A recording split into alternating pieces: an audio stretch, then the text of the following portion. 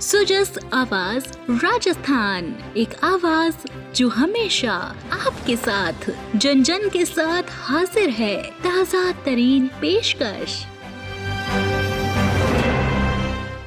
Sujas podcast में मेधा से आप सुन रहे हैं प्रदेश की खास खबरें। नजर सबसे पहले आज की हेडलाइंस पर। मुख्यमंत्री भजनलाल शर्मा प्रदेश के हनुमानगढ़ और श्रीगंगानगर जिलों के दौरे पर। पंजाब में हरिके हेड और हरियाणा में लोहगढ़ हेड का भी लिया जायजा।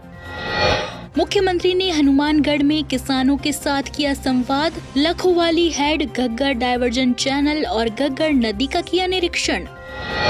और मुख्यमंत्री कल श्रीगंगानगर जिले में नई धान मंडी में होने वाले कार्यक्रमों में सरसों की न्यूनतम समर्थन मूल्य पर खरीद का करेंगे शुभारंभ। किसानों और व्यापारियों के साथ करेंगे संवाद। और अब सुनिए खबरें विस्तार से। मुख्यमंत्री भजनलाल शर्मा आज हनुमानगढ़ और श्रीगंगानगर जिले के 2 दिवसीय दौरे पर हैं। इससे पहले मुख्यमंत्री आज पंजाब में हरिके हेड का निरीक्षण करने के साथ ही Mallewala head, Ballewala head, Bikaner canal, Ferozepur feeder और इंदिरा गांधी नहर का हवाई निरीक्षण करने पहुंचे। इस दौरान विभिन्न सिंचाई परियोजनाओं की वर्तमान स्थिति और जल प्रवाह क्षमता का विस्तृत जायजा लिया। इसके बाद वे हरियाणा में लोहगढ़ हेड का भी निरीक्षण करने पहुंचे। इस दौरान बांध की वर्तमान स्थिति, जल संचयन क्षमता सहित बांध के संरचनात्मक पहलुओं का व्यापक जायजा लिया। परियोजना से संबंधित विभिन्न तकनीकी पहलुओं का अध्ययन करते हुए मुख्यमंत्री ने उपस्थित अधिकारियों से अन्य महत्वपूर्ण जानकारियां प्राप्त की। आपको बता दें कि राज्य बजट 2024-25 में इंदिरा गांधी मुख्य नहर के बेहतर संचालन के लिए 23 करोड़ रुपए की लागत से स्काडा सिस्टम विकसित करने और फिरोजपुर फीडर के अंतर्गत प्रदेश के हिस्से का पानी उपलब्ध कराने के लिए 200 करोड़ रुपए की लागत से कार्य करवाने की घोषणा की गई थी। इसी कड़ी में मुख्यमंत्री आज हनुमानगढ़ पहुंचे। वहां लखोवाली हेड, घग्गर डायवर्जन चैनल और घग्गर नदी का निरीक्षण किया। मुख्यमंत्री ने वित्त एवं विनियोग विधेयक 2025-26 पर चर्चा के दौरान घग्गर नदी के बहाव क्षेत्र में 325 करोड़ रुपए की लागत से बाढ़ सुरक्षा की दृष्टि से कार्य करवाने की घोषणा की है। मुख्यमंत्री ने हनुमानगढ़ में किसानों के साथ संवाद भी किया। आज मैं सिर्फ आपसे ही बातचीत करने और ये सिस्टम को देखने के लिए मैं आया। आज मैंने हरिके बैराज से लेकर के बल्ले वाला और मल्ले वाला और फिर लोहागढ़ और उसके बाद ये लखोवाली, फिरोजपुर फीडर, ये पूरा देखा है। पिछली बार मैंने मैप पर देखा था, पूरा इन्होंने बताया कहाँ कच्चा है, कैसे करना है। तो मैंने दोनों बजट मिला करके लगभग 3400 करोड़ रुपए आपके इस निर्माण के लिए दिए। आज मैं देख रहा हूँ कि हमारे दोनों जिले और दोनों जिले के किसान जिस तरह से मेहनत करते हैं, प्रदेश में तो है ही लेकिन देश में भी हनुमानगढ़, गंगानगर दोनों जिले ऐसे हैं कि वो, मैंने अभी भी कहा कि वो अनाज के कटोरे के रूप में जाने जाते हैं। और ये पानी हमारा सीधा हनुमानगढ़, गंगानगर, बीकानेर, फलोदी, जैसलमेर, बाड़मेर, जोधपुर और पीने के लिए नागौर भी पानी जाता है। हमने देखा कि इसकी क्या क्या आवश्यकता है, एक बार इसको देखना चाहिए।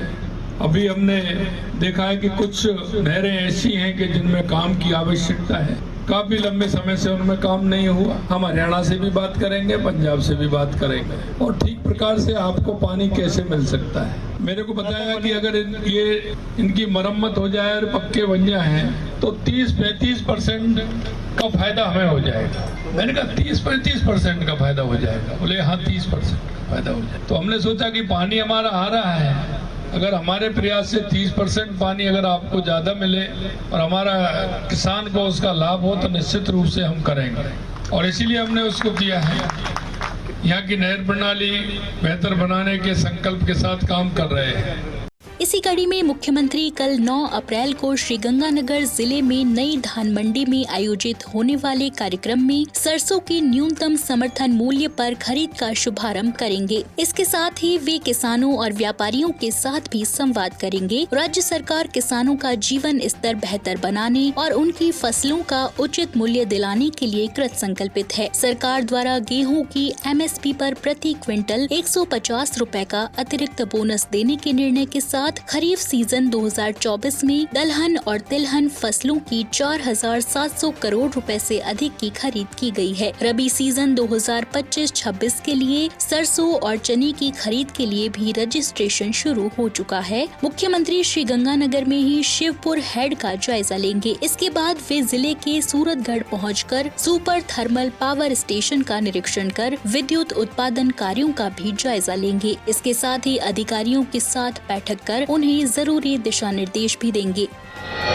बढ़ते हैं आगे। मुख्यमंत्री भजनलाल शर्मा ने सोमवार को जोधपुर शहर में गैस सिलेंडर के रिसाव से लगी आग के कारण हुई जनहानि पर शोक व्यक्त किया है। श्री शर्मा ने इस हृदय विदारक दुर्घटना पर गहरा दुख प्रकट करते हुए दिवंगत आत्माओं की शांति के लिए ईश्वर से प्रार्थना की है। उन्होंने हादसे में घायल लोगों के शीघ्र स्वस्थ होने की कामना करते हुए अधिकारियों को उनका समुचित उपचार करने के लिए भी निर्देशित किया।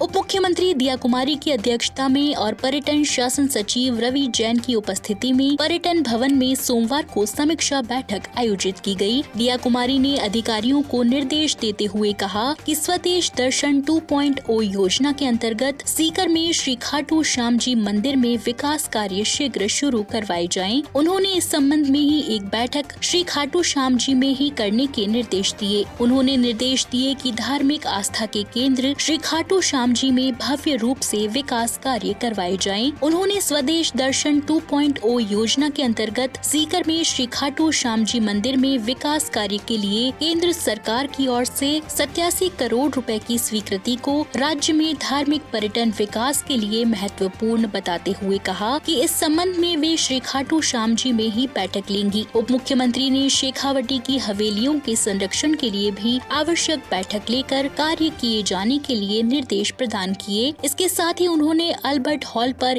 योजना अनुरूप नवीनीकरण के उत्कृष्ट कार्य करवाए जाने के लिए भी निर्देशित किया। उप मुख्यमंत्री दिया कुमारी ने निर्देश दिए कि सीमा पर वार म्यूजियम का कार्य पूर्ण संवेदनशीलता के साथ किया जाना चाहिए। इसके लिए सभी बिंदुओं को ध्यान में रखकर कार्य किया जाए। साथ ही उन्होंने कहा कि निश्चित ही ये वार म्यूजियम राज्य के सीमावर्ती क्षेत्र में पर्यटन को बढ़ावा देगा।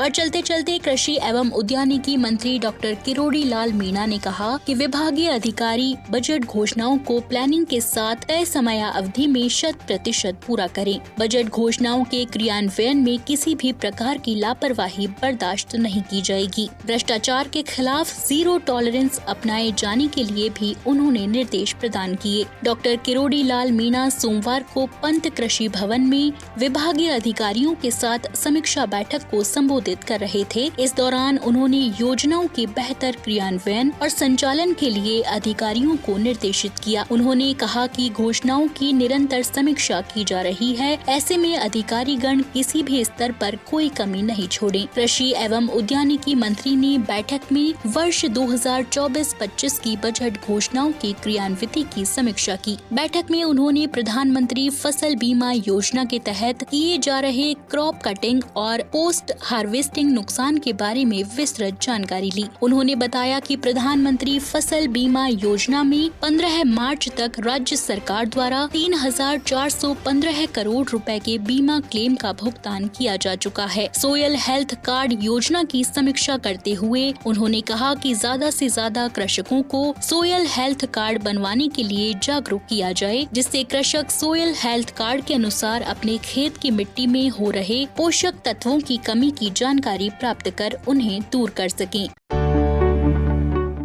राजस्थान सरकार का प्रयास, सही जानकारी हो आपके पास। राजस्थान सरकार के समाचारों, महत्वपूर्ण निर्णयों और सभी योजनाओं की सटीक और सही जानकारी आपको मिलती है सुजस ई बुलेटिन, सुजस वीडियो बुलेटिन और सुजस आवाज पॉडकास्ट के साथ। इसके लिए फॉलो करें हमारे YouTube channel DIPR Rajasthan official, Facebook page और X handle DIPR Rajasthan. Rajasthan सरकार से जुड़ी दिन भर की खबरों के लिए आप सुजस ऐप भी डाउनलोड कर सकते हैं।